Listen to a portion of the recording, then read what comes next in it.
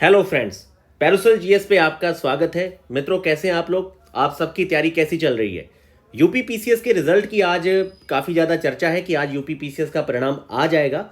अब ये आएगा मित्रों, ये थोड़ा संभावित है, क्योंकि अब मान के चलिए कि आपका जो यूपी पीसीएस का परिणाम है आज या फिर आपका इस मार्च के फर्स्ट वीक में ही आना है, लेकिन आज काफ़ी ज़्यादा संभावना है कि ये परिणाम आपको आज देखने को मिलेगा शाम 6 से 7 बजे के बीच में। यहाँ पर मित्रों एक बात और है, कई सारे विद्यार्थियों के द्वारा पूछा जा रहा था कितने प्रश्नों पे कार्रवाई हो रही है। तो देखिए, मार्केट में जो 16 से 17 प्रश्नों की बात है वो पूरी तरह से बनी हुई है। खास तौर पे ये माना जा रहा है कि लगभग 10 से 12 प्रश्नों को डिलीट किया जा रहा है और आपके 4 से 5 प्रश्नों में कार्रवाई हो रही है उसे चेंज करने के संदर्भ में। तो यहाँ पर एक बड़ी बात यह है कि जब यहाँ पर आपके 8 से 10 प्रश्न मिनिमम, हम लोग यहाँ पे 10 प्रश्न ले लेते हैं जो डिलीट होंगे, तो जब आपके यहाँ पर 140 प्रश्नों के आधार पे आप 200 अंकों को देखेंगे तो आपकी जो वेटेज है पर क्वेश्चन की वो 1.33 से आपकी 1.43 या 45 की रेंज में चली जाएगी। अब इसके आधार पे अगर मान के चलिए, क्योंकि कई सारे विद्यार्थी जो इस समय 75 77 पे हैं, अगर उनके अभी से बेस्ट मतलब होता ना कि बेस्ट क्वेश्चन ऐड करके उनका मार्क्स 76 है, तो और ये मार्केट में जितने भी 15-17 प्रश्न चल रहे हैं ये उनके काफ़ी ज़्यादा इसमें गलत हो जाते हैं, तो उनका मामला चला जाएगा 67 68 की तरफ। और जो लोग भी यहाँ पर पूरी प्रश्नों पे कार्रवाई होने के बाद यहाँ पर 69 से 72 क्वेश्चन के बीच में रुकेंगे, मान लीजिए 70 से 71 क्वेश्चन पे रुकेंगे पूरा मतलब कि चेंज होने के बाद, क्योंकि 70 प्रश्नों के आधार पे अगर आप 1.45 को मल्टीप्लाई करते हैं तो लगभग आपके सामने स्कोर आ जाता है 101 102 का स्कोर आ जाता है। और ये यही कटअप इस समय मार्केट में चल रही है कि कहीं ना कहीं जर्नल की कटअप जो है वो आपके ईडब्ल्यूएस और ओबीसी से कम रहेगी और ये लगभग 99 98 से 100 के बीच में रहेगी। महिलाओं की और नीचे जाएगी 4 क्वेश्चन, तो मान के चलें कि महिलाओं की कटअप 95 से 96 मार्क्स रहेगी, जो कि बनता है 67 68 क्वेश्चन।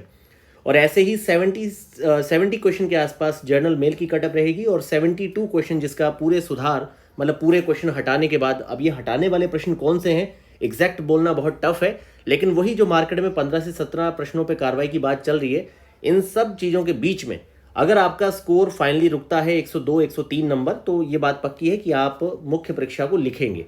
तो मित्रों, आप सभी को अगर आज रिजल्ट आता है तो इसके लिए बहुत सारी शुभकामनाएं, क्योंकि नंबर ऑफ सीट्स भी काफ़ी अच्छी है, 900 प्लस आपकी यहाँ पर सीट्स है, तो 900 प्लस सीटों पे आपका जो यहाँ रिजल्ट है वो 102 मार्क्स से ऊपर नहीं जाएगा। 102 103 मार्क्स यही एक मैक्सिमम कटअप है। आप इसको मैक्सिमम 105 तक मान सकते हैं, पर उतना नहीं जाएगा क्योंकि सीटें काफ़ी ज़्यादा है और विद्यार्थी ज़्यादातर यहाँ पे सी सेट में भी फेल हो रहे हैं।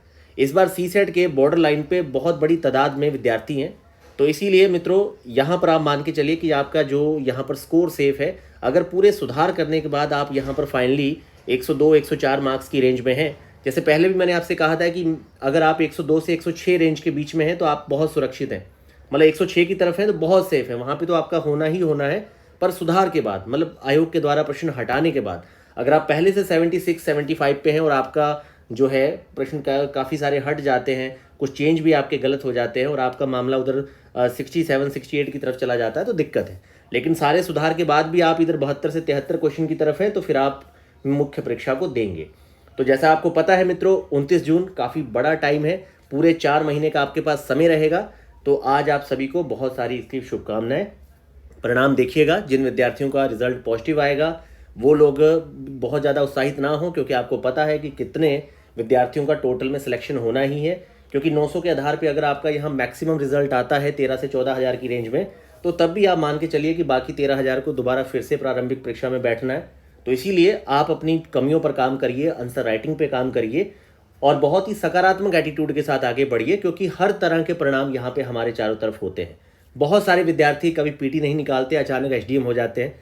बहुत सारे विद्यार्थी साथ साथ इंटरव्यू दे के भी पीटियाँ फेल होना शुरू हो जाते हैं और लास्ट में अपनी आजीविका के लिए किसी और कार्य को करते हैं। जीवन का यही उतार चढ़ाव इसका आनंद और मज़ा देता है। इसीलिए आप बहुत ही सकारात्मक माइंडसेट के साथ और जीवन को एक सार्थकता तक ले जाने के लिए सकारात्मक होकर आगे बढ़िए और जो आपके सामने परिणाम आएगा उसको स्वीकार करिए, अपनी कमियों पर काम करना शुरू करिए।